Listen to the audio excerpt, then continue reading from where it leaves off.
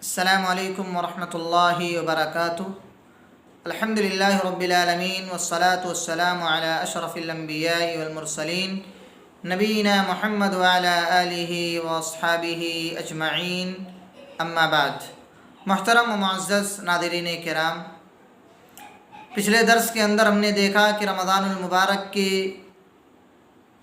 فضیلتیں کیا ہیں، اس کی خصوصیات کیا ہیں۔ کئی خصوصیت کا تذکرہ میں نے آپ حضرات کے سامنے ذکر کیا، اسی طرح بہت ساری فضیلتیں میں نے آپ کے سامنے ذکر کی۔ آج کے درس میں میرا موضوع ہے کہ جنت میں لے جانے والے اعمال کون سے ہیں۔ محترم ناظرین، آج میں صرف آپ کے سامنے ایک عمل کا تذکرہ کروں گا۔ ویسے تو جنت میں لے جانے والے بہت سارے اعمال ہیں، لیکن ہم اور آپ جس مہینے سے گزر رہے ہیں، جس مہینے کے اندر ہم اور آپ ابھی چل رہے ہیں، اس مہینے کے اندر ایک اہم چیز روزہ ہے۔ جو انسان 14 گھنٹے 15 گھنٹے بھوک و پیاس کی شدت محسوس کرتا ہے، تو اس کے ذریعے سے بھی انسان جنت میں جانے کا باعث بن سکتا ہے، جنت میں جا سکتا ہے۔ یہ بھی جنت میں لے جانے والے اعمال میں سے ہے کہ انسان روزہ رکھے۔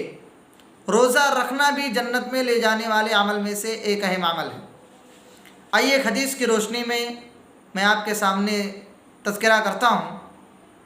حضرت ابو ہریرہ رضی اللہ تعالیٰ عنہ بیان کرتے ہیں کہ ایک دیہاتی رسول اللہ صلی اللہ علیہ وسلم کی خدمت اقدس میں حاضر ہوا اور اس نے کہا، اے اللہ کے رسول صلی اللہ علیہ وسلم، مجھے کوئی ایسی چیز بتائیں جس کے ذریعے سے میں جنت کے اندر داخل ہو جاؤں، میرا داخلہ جنت میں ہو جائے، میں جنت کے اندر چلا جاؤں اس عمل کو کر کے، اس عمل کو انجام دے کر کے۔ تو نبی صلی اللہ علیہ وسلم نے فرمایا، تعبد اللہ، تم اللہ رب العالمین کی عبادت کرو، اللہ کی بندگی کرو، اللہ کی پوجا پاٹ کرو، لا تشرک بہ شیئا، اس کے ساتھ کسی کو شریک نہ کرو، اس کے ساتھ کسی کو مشکل کشا نہ سمجھو، اس کے ساتھ کسی کو حاجت روا نہ سمجھو۔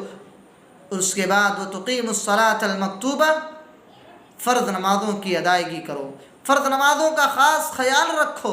وَتُؤَدِّي الزَّكَاةَ الْمَفْرُوضَةَ، اور اللہ رب العالمین نے جو زکوٰۃ تم پر فرض کیے ہیں، ان زکوٰۃ کو یتیموں اور مسکینوں میں دے دو، یتیموں اور مسکینوں اور فقیروں میں ان زکوٰۃ کو بانٹ دو۔ وَتُؤَدِّي الزَّكَاةَ الْمَفْرُوضَةَ وَتَصُومُ رَمَضَانَ، اور رمضان کے روزے رکھو۔ اگر تم نے ایسا کیا، تم نے یہ سارے عمل کو انجام دیا، تو یاد رکھو تمہیں جنت میں داخلہ مل سکتا ہے۔ تو صحابی نے کہا، اس ذات کی قسم جس کے ہاتھ میں میری جان ہے، اب میں ایسا ہی کروں گا، میں ہمیشہ نہ اس سے زیادہ کروں گا اور نہ اس سے کم، جتنا آپ نے بتلایا ہے اسی پر اکتفا کروں گا اور اتنا ہی عمل کرتا رہوں گا۔ پھر جب وہ دیہاتی چلا گیا تو رسول اللہ صلی اللہ علیہ وسلم نے فرمایا، من سرہ ان ينظر الى رجل من هذا، من سرہ ان ينظر الى رجل من اہل الجنہ فلینظر الى هذا، جو آدمی اہل جنت میں سے، جنتیوں میں سے کسی شخص کو دیکھنا چاہتا ہو، کسی انسان کو دیکھنا چاہتا ہو، تو وہ اس آدمی کی طرف دیکھے۔ اس کا کہنا کیا تھا؟ نبی صلی اللہ علیہ وسلم سے اس نے جنت میں جانے کا اعمال پوچھا کہ کوئی عمل آپ بتلا دیجئے جس کے کرنے کی وجہ سے میں جنت کے اندر داخل ہو جاؤں۔ تو آپ صلی اللہ علیہ وسلم نے اس انسان کو کیا کہا؟ آپ اللہ کی عبادت کرو، اس کے ساتھ کسی کو شریک نہ کرو، نمازوں کی پابندی کرو، اسی طرح زکوٰۃ کا اہتمام کرو اور رمضان المبارک کے روزے رکھو۔